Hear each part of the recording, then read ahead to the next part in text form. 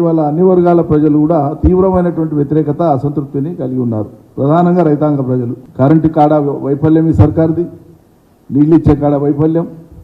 చివరికి వాళ్ళు పండించిన పంట కొంటామని చెప్పి కొనకపోగా నానా ఇక్కట్లు రైతులు పడ్డారు. ధాన్యం దడిచిపోయింది. చాలా రకాల ఇబ్బందులు పడ్డారు. బోనస్ ఇస్తామని ఎగ్గొట్టిండ్రు. బోనస్ మీద తలా తోకలేని మాటలు. ముందుతోన సన్నవడ్లకే ఇస్తామని, తర్వాత మిగతాయి కూడా పరిశీలిస్తున్నామని, విధి విధానాలు రూపొందిస్తున్నామని. 2 సీజన్లు అయిపోయాయి. వానకాలం యాసంగి సీజన్లు అయిపోయాయి. మీ బోనస్ అనేటువంటిది ఇంకా ఆ బోనస్ను ఎవడో నమ్ముతాడా? మీ బోనస్ అనేది ఒక బోగస్.